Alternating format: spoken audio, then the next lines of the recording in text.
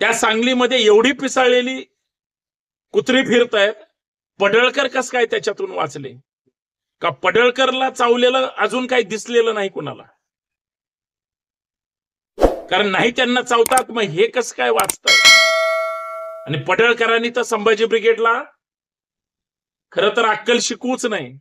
अरे जो माणूस आपल्या कुलदैवताचा बिरोबाचा होऊ शकत नाही, जो माणूस धनगरांचा होऊ शकत नाही, तो माणूस समाजाचा काय होणार? पडळ सारखा माणूस हा लाचार म्हणून हा त्याच फडणवीसांच्या पायापाशी पडण्यासाठी उठसूट कुणावरही अत्यंत घाणेरडा आणि गलिच्छ बोलण्यासाठीच पाळलेला माणूस आहे. इतिहास घडवलाय मावळ्यांनी. पडळकर लक्षात घ्या, मेंदूचा वापर करा. इतिहास घडवलाय मावळ्यांनी, तो लिहिला नाही. लिहिला मनुवादी कावळ्यांनी, तो सोयीचा लिहिलाय. म्हणून तुमच्यासारखी माणसं त्यांची चाकरी करतात. लक्षात ठेवा. शरद पवारचा आणि संभाजी ब्रिगेडचा संबंध आहे. आजपर्यंत आमचा एकही नेता त्यांचं एखादं सामाजिक काम असेल, कोणी भेटलं असेल मला माहित नाही, पण आमच्या अध्यक्षापासून आम्ही कधीही कुणीही पवार साहेबांकडे अजून कधी आमचं काम घेऊन भेटायला गेलेलो नाही. पडळकर जीभ आवरा. पिसाळल्या कुत्र्यासारखं विनाकारण बडबड करू नका, नाहीतर माननीय देवेंद्र फडणवीस साहेबांना सांगून तुमची वेळीच नसबंदी करा असं त्यांना आम्हाला सांगायला भाग पाडू नका.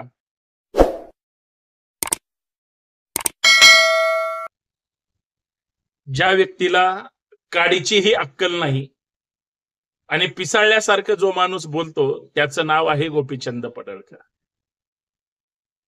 फडणवीसांचे तळवे चाटण्यासाठी हा माणूस कुठल्याही थराला जाऊन बोलतो. एवढ्या ब्राह्मणांचा पुळका असेल तर याच पडळकरांनी त्या ब्राह्मण महासंघाचा अध्यक्ष व्हावं, स्वतःच्या जातीचा त्याग करावा. पडळकरांना माझा थेट सवाल आहे, पडळकरांना माझा थेट सवाल आहे की एवढा तुम्हाला ब्राह्मणांचा पुळका येतो आणि तुम्ही संभाजी ब्रिगेडवर आक्षेप घेताय की सतत ब्राह्मणांना शिव्या देतात, टार्गेट करतात. छत्रपती शिवाजी महाराजांची बदनामी करणारे सगळे ब्राह्मणच कसे काय असतात याचं उत्तर पडळकर देणार आहेत की नाही? आणि इतिहासामध्ये आम्ही काय नवीन शोध लावले? इतिहासामध्ये संशोधन केल्याशिवाय काही मिळत नाही. आणि जो खरा इतिहास आहे पडळकर, तुम्ही आम्हीच काय, कुणीच इतिहास लपवू शकत नाही. पण खोटा इतिहास आजपर्यंत ज्यांनी सांगितलाय, मांडलाय, बदनाम केलाय, पडळकर तुमचा सुद्धा इतिहास पुसण्याचं काम त्याच लोकांनी केलंय. त्यांचा एवढा पुळका तुम्हाला यायचं कारण काय? इतिहास घडवलाय मावळ्यांनी. पडळकर लक्षात घ्या, मेंदूचा वापर करा. इतिहास घडवलाय मावळ्यांनी, तो लिहिला नाही. लिहिला मनुवादी कावळ्यांनी, तो सोयीचा लिहिलाय. म्हणून तुमच्यासारखी माणसं त्यांची चाकरी करतात. लक्षात ठेवा. आणि पडळकरांनी तर संभाजी ब्रिगेडला खरं तर अक्कल शिकवूच नाही. अरे जो माणूस आपल्या कुलदैवताचा बिरोबाचा होऊ शकत नाही, जो माणूस धनगरांचा होऊ शकत नाही, तो माणूस समाजाचा काय होणार? पडळ सारखा माणूस हा लाचार म्हणून हा त्याच फडणवीसांच्या पायापाशी पडण्यासाठी उठसूट कुणावरही अत्यंत घाणेरडा आणि गलिच्छ बोलण्यासाठीच पाळलेला माणूस आहे. मला तर प्रश्न पडलाय, त्या सांगलीमध्ये एवढी पिसाळलेली कुत्री फिरतायत, पडळकर कस काय त्याच्यातून वाचले? का पडळकरला चावलेलं अजून काही दिसलेलं नाही कुणाला? कारण नाही त्यांना चावतात, मग हे कसं काय वाचतायत? कारण हे पिसाळल्यासारखं काहीही बरळतायत. आणि काय शरद पवारचा आणि संभाजी ब्रिगेडचा संबंध आहे? आजपर्यंत आमचा एकही नेता त्यांचं एखादं सामाजिक काम असेल, कोणी भेटलं असेल मला माहित नाही, पण आमच्या अध्यक्षापासून आम्ही कधीही कुणीही पवार साहेबांकडे अजून कधी आमचं काम घेऊन भेटायला गेलेलो नाही. आमचा पवार साहेबांचा तसा राजकीय किंवा सामाजिक काहीही संबंध नाही. आणि तुम्हाला जर लईच प्रश्न पडत असेल तर पवार साहेबांना जाऊन विचारा, हा आहे का तुमचं काय कनेक्शन म्हणून.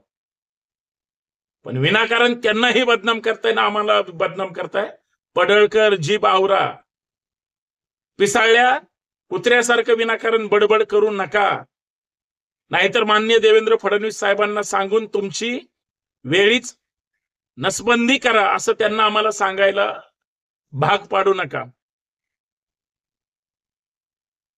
संभाजी ब्रिगेड मराठा बहुजन समाजाच्या हितासाठी, त्यांच्या प्रबोधनासाठी, वैचारिक गोष्टीसाठी आजपर्यंत काम केलंय.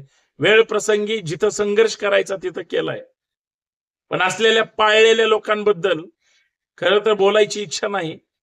परंतु पडळकर ज्या भाषेमध्ये बोलतायत, ब्रिगेडला टार्गेट करतायत, ब्रिगेडवर बोलल्याशिवाय जर तुमचं दुकान चालणार नसेल तर तुमच्यासारखा दुर्दैवी आणि कपाळकरंटा माणूस दुसरा कोणीही पडळकर नसेल, लक्षात ठेवा.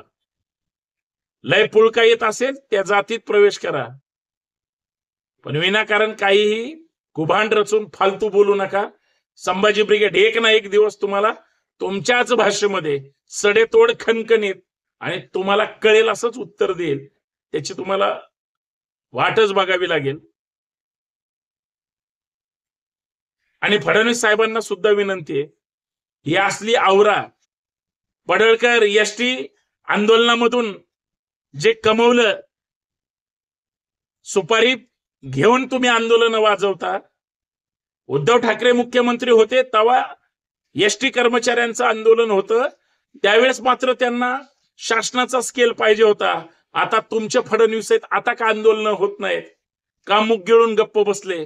पगार 51% मिळाला तेव्हा का पडळकर बोलले नाही? सेटलमेंट करण्यामध्ये आणि विरोधी लोकांवर बोलण्यामध्ये पडळकर सोडलेला वळू आहे, हे महाराष्ट्राच्या लक्षात आलंय आणि समाजाच्या सुद्धा लक्षात आलंय. हेच मला या माध्यमातून सांगायचंय. तोंड आहे, त्या तोंडाचा योग्य वापर करा.